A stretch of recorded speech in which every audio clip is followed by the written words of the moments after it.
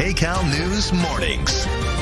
The biggest prize of Election Day, of course, will go to the winner of the presidential race. And it's expected to be very tight between Vice President Kamala Harris and former President Donald Trump. Joining us now are Democratic strategist Michael Trujillo and Republican strategist Matthew Klink. Thank you both so much for being here this morning. I want to pose a question to both of you first and start with Matthew. We're already starting to see some of the data come in as voters get to the polls, and we're learning what's happening. What's surprising to you about why people are saying they're turning out, and is either candidates' last-minute messaging working?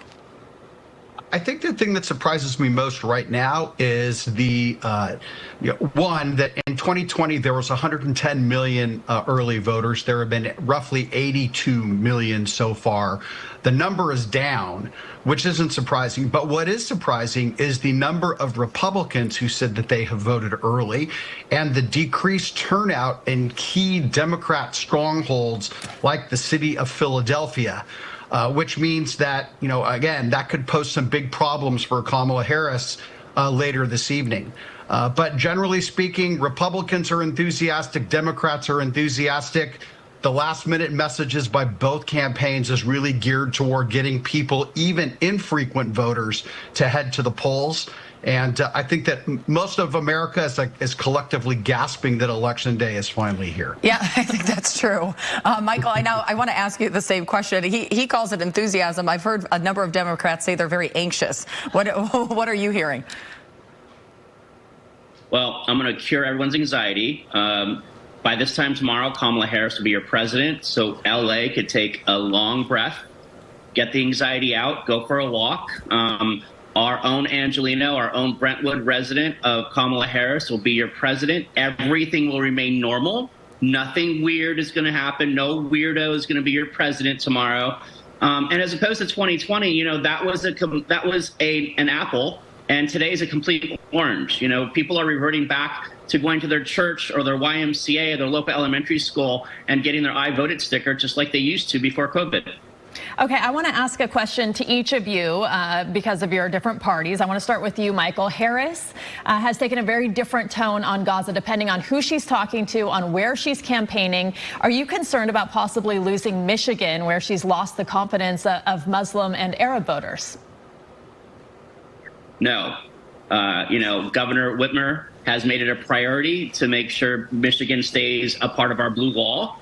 And in terms of Gaza, Kamala Harris has said she wants to make sure that war ends as soon as possible, that the hostages go home and get home, and that we make sure Hamas and Hezbollah have no power whatsoever after this infraction or after this war is over. Do you acknowledge that her messaging has been slightly different, for example, campaigning in Pennsylvania versus campaigning in Michigan? I think she knows who her audience is and talks to her audience wherever she goes. Okay, Michael. That'd be a yes. Michael, your turn. I want to talk to you about Trump's campaign and his messaging of retribution. Do you think that messaging is still gaining traction enough with disaffected voters to win a general election? I think that for many Donald Trump voters, Donald Trump is the anti-establishment candidate, and I think that they are voting for him for that reason. I think, though, what's more important is the way Trump closed. He said a number of times yesterday at multiple rallies, we don't have to live this way.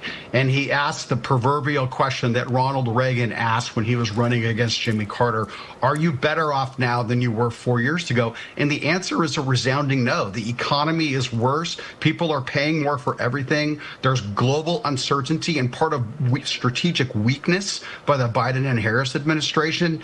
So, look, I love Michael, but I disagree with his conclusion about who's going to be the winner. I don't think we're going to know for a couple of days, but it's not going to be as close as everybody predicts it is. I think that her support may be a mile wide, but it's an inch deep, and Donald Trump is going to pick up a lot of the blue wall and I think he's going to win pretty convincingly. Well, I do want to ask a question to both of you now, and I do think it's interesting. It's one of those things, you're talking about the economy, and of course, I do think that is on the minds of all voters.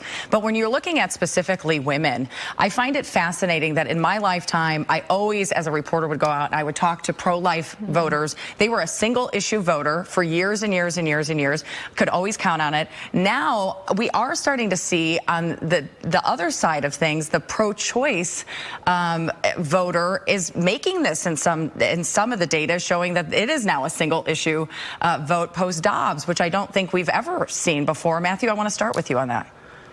No, look, I think that data is accurate, and I think that Kamala Harris will do very, very well, particularly with single women in that respect. I think Donald Trump is doing better with married women.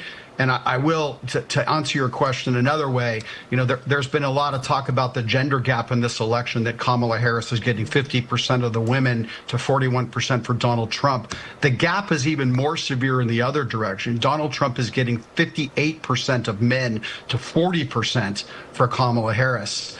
So I think that, again, in a very polarized electorate, both campaigns are doing what they can to motivate their voters to turn out and vote.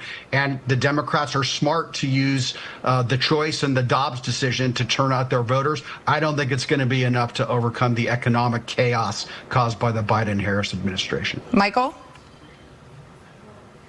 Well, ever since Donald Trump's Supreme Court decided to overturn women's rights to choose, I think it's beholden upon men to protect their daughters, protect their wives, protect their mothers, protect their sisters. And the only guy vote that should be happening is for Kamala Harris. I mean, it's time that we vote for the prosecutor and actually send the felon back to prison, where he belongs. I want to ask both of you quickly before we have to let you go. We've been hearing from voters at the polls, especially young voters, who basically say, we don't like either candidate, and if we vote, it's because it's the lesser of the two evils. What about the likability of your candidate? Michael, let's start with you. Well, I think young voters have been saying that for decades, and I assume 4 years from now they're going to say that to reporters again. That's what young voters do. That's why Ralph Nader was on the ballot in 2000, and unfortunately, you know, you have RFK Jr. on the ballot. And so if any Trump Republican is upset about their two choices, then go vote for RFK Jr. He's right there on the ballot for you. Matthew? Yeah, very clever. Jill Stein's also on the ballot, and I think that she's going to draw a lot of votes away from Kamala Harris in Michigan. Now, look, we have succeeded I'll take the last 3 elections alone. Both parties have succeeded in nominating people who are either the least harmful or less well-liked than the other person running against them. I think it would be very wise of America in 2028 to nominate younger candidates that might generate some enthusiasm instead of a hold your nose and cast your vote moment. What a concept. All right, Michael and Matthew, thank you both for joining us. Happy Election Day, and hopefully we'll see you with the election results when things are calm and peaceful, right? Make sure you vote. And that is a message for both sides. Thank you, guys.